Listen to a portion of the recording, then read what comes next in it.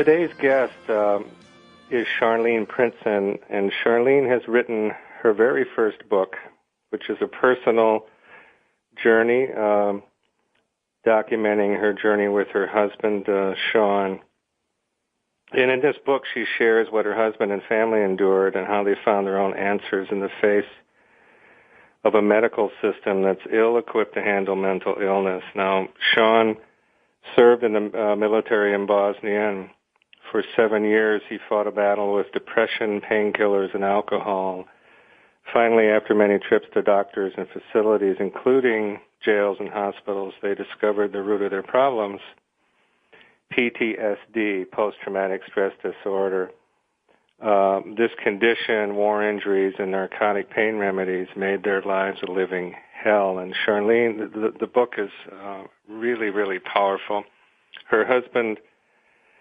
Her and her husband live up in Wisconsin, and Charlene is a teacher. And Charlene, we want to welcome you to the show today. Well, thank you very much, John. It's very nice to be here, and I appreciate this opportunity to be here and talk about it. Right. Prior to all this, Charlene, what was your knowledge or experience with, alcohol and addiction and substance abuse and mental health? What was your awareness level and your knowledge level prior to all this?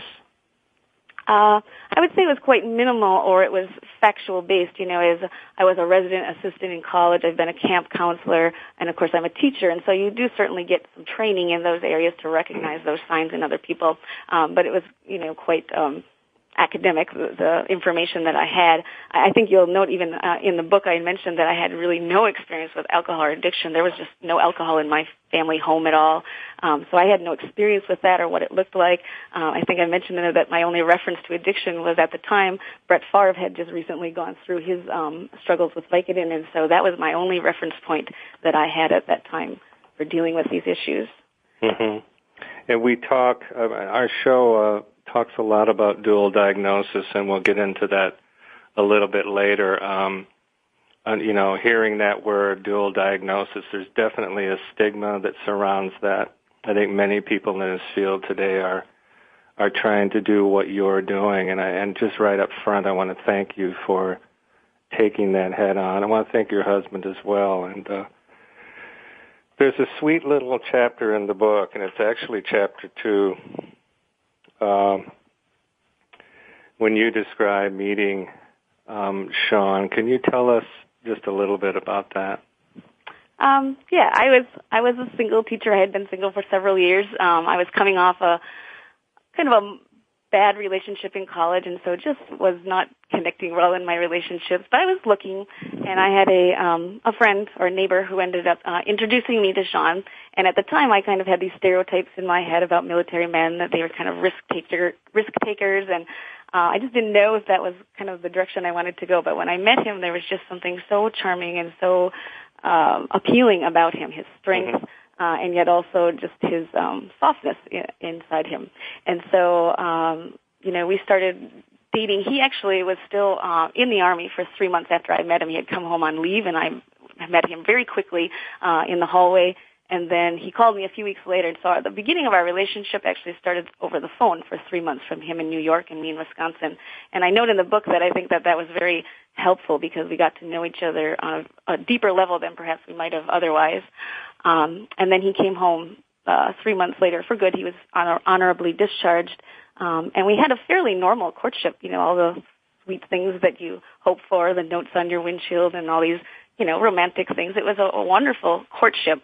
But there were signs early on of trouble. It's just that I didn't recognize. In fact, I didn't even know that he had necessarily been in a combat area or what kind of experience he had in the military. So that was part of the trouble as well, just that complete ignorance of his experiences and then what the symptoms were that I was seeing.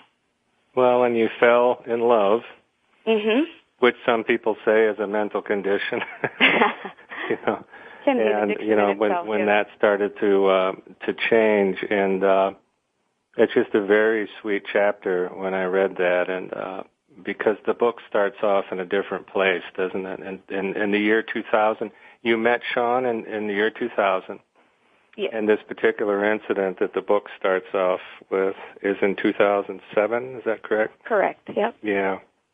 And I did that intentionally because I really, again, to try to reduce that stigma, I wanted people to fall in love with my husband, so to speak, as well. And I've heard comments that, he's just a likable guy from how that chapter you're talking about, because I want people to know that this is just a normal, wonderful person that just had some struggles. And so that was an intentional well, that's important for us to separate from the disease, isn't it? Yes, absolutely. The people that we know, or if it's yourself, that the disease is a separate part from you, and that there's a good person in there. Can you take us to this? The chapter 1 is very, it's right in your face, isn't it? It is, yes. Yeah. Tell us about that. The book opens with an incident in 2007 where many years of struggles and pain inside of my husband, and I didn't know what was going on, but I could see him in complete turmoil for years. And it all came to a head, I guess, on that night in June of 2007. And it started out as a normal day. Later we would have what I would call normal at the time, which was a little disagreement about his drinking because I was concerned about his drinking at the time.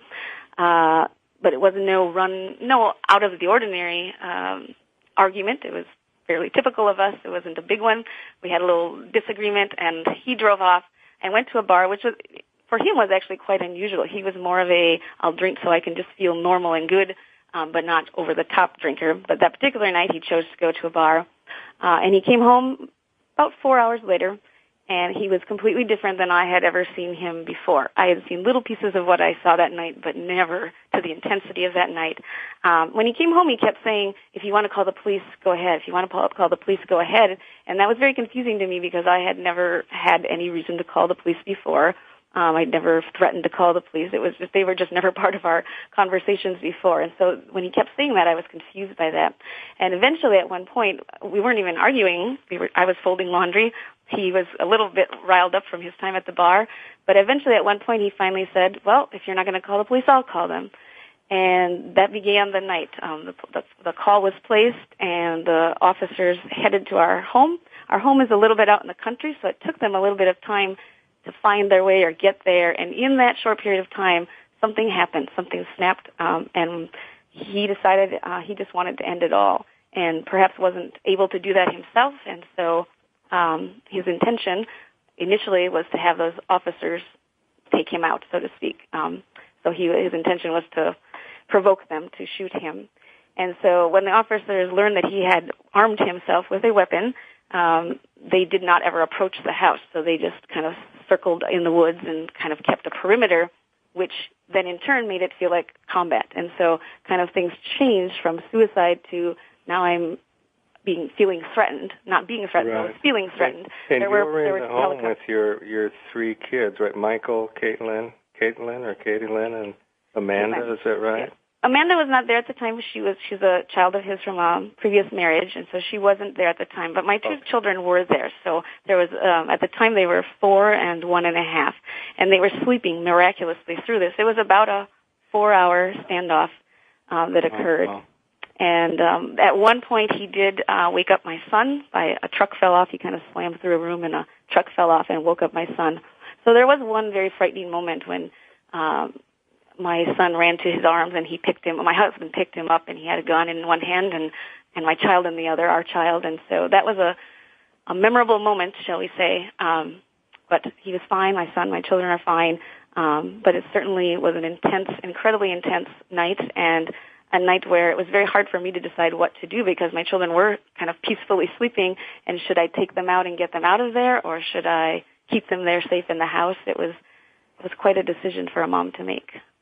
And what did you do at that point? And I know this is probably somewhere between terror and indecision, but what were the thoughts running through your head on what to do? You've got to protect your kids, right? Mm-hmm. And then you're worried about your husband. Absolutely. And you're probably worried about yourself in that order. Yes. And for different reasons.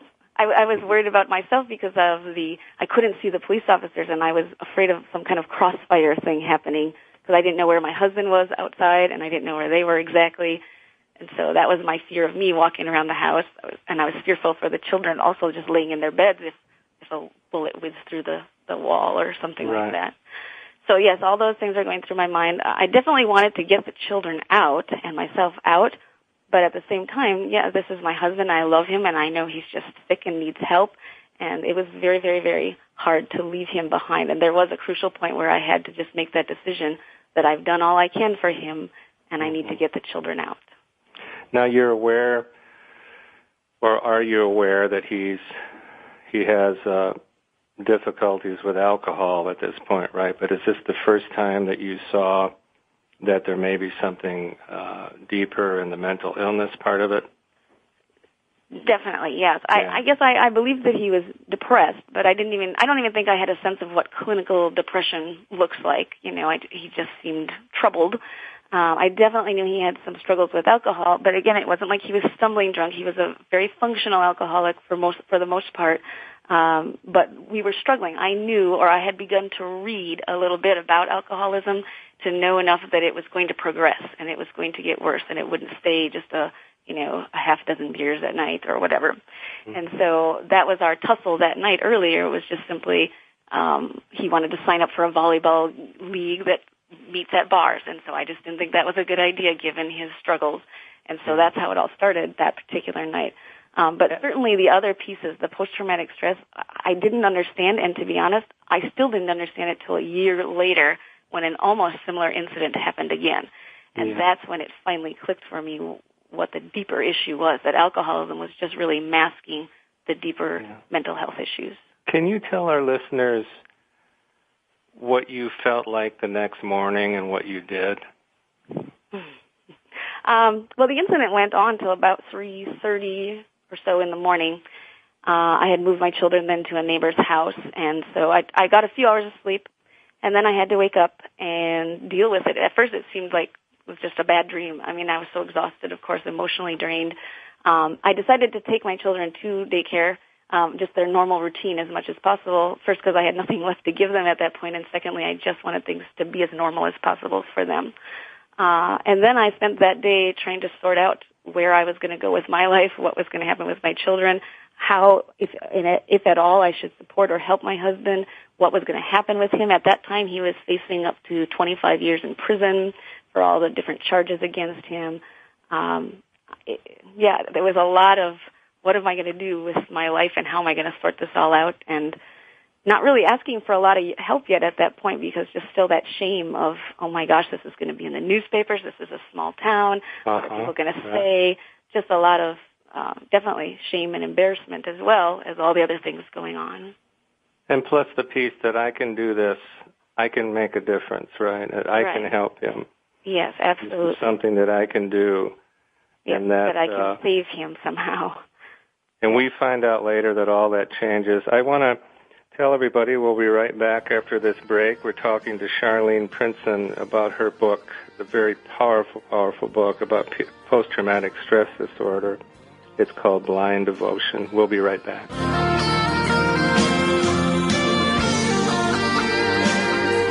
You're listening to Voice America Health and Wellness.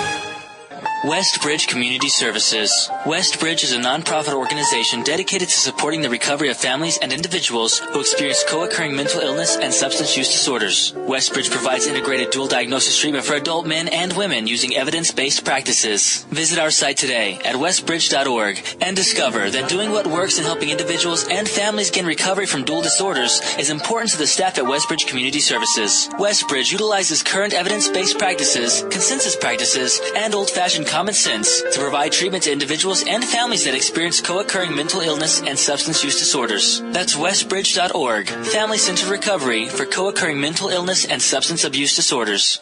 Leadership is a destination, but how do you get there? More importantly, how do you maximize your power and influence and develop more leaders in your organization? Learn from proven leaders and proven practices. Join Drs. Kathy Greenberg and Relly Nadler for Leadership Development News. This program will help you develop the next leaders in your organization, balance your work life, manage your boss, and manage yourself. We'll feature cutting-edge interviews with industry experts and authors. Leadership Development News, every Monday at 9 a.m. Pacific, noon Eastern, on the Voice America Business Channel.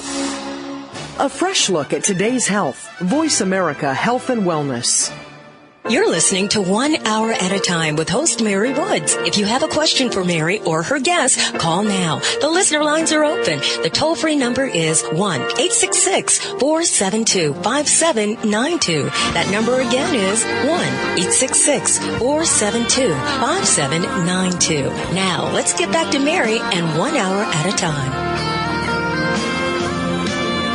Welcome back. We're, of course, this is John McAndrew. I'm the guest host today, 1 Hour at a Time.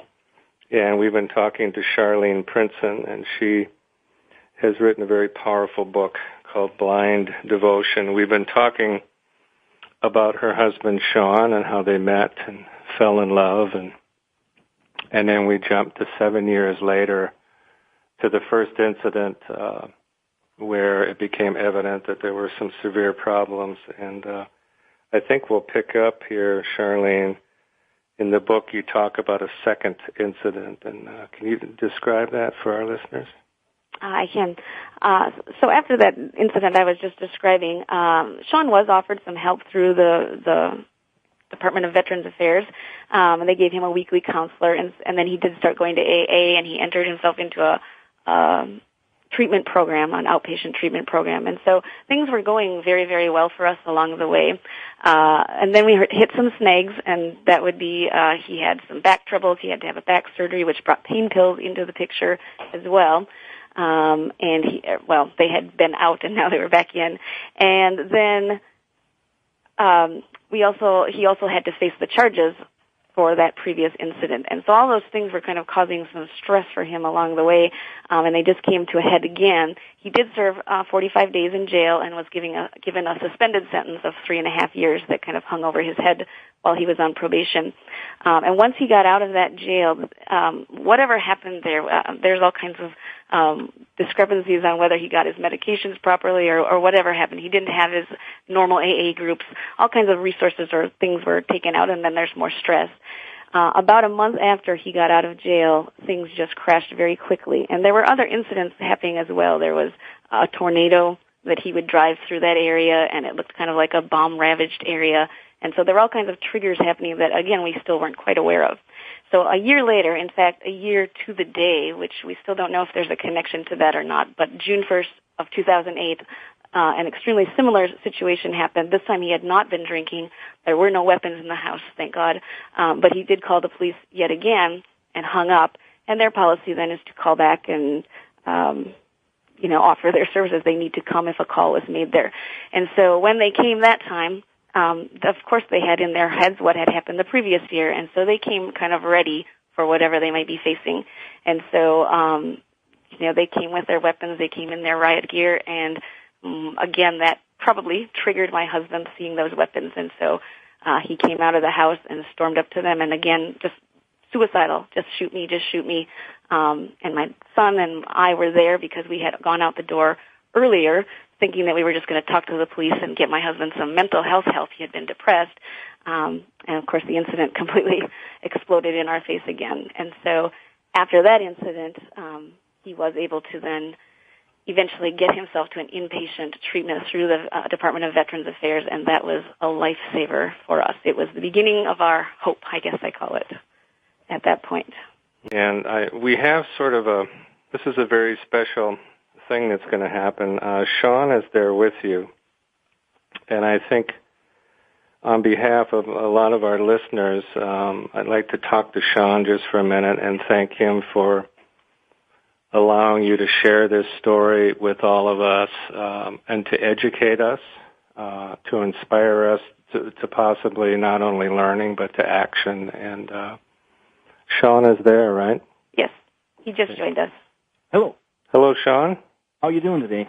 Real good. My name is John McAndrew. I know you haven't been able to hear. I'm the guest host today on 1 Hour at a Time, and for Mary Woods, and we've been talking to Charlene about the book, obviously, and I wanted to take an opportunity to thank you on the behalf of all the listeners and all the servicemen and people through the years and through the wars that have suffered from some of the difficulties that you've gone through, and I think I just want to take this opportunity to thank you and of course welcome you to the show. Well, thank you very much. Thank you, Sean. We just got done talking about the second incident, and can you share with us how you felt after the second incident and then how your recovery changed after that? Let's see. After the second incident, ending up in jail again. Yeah. I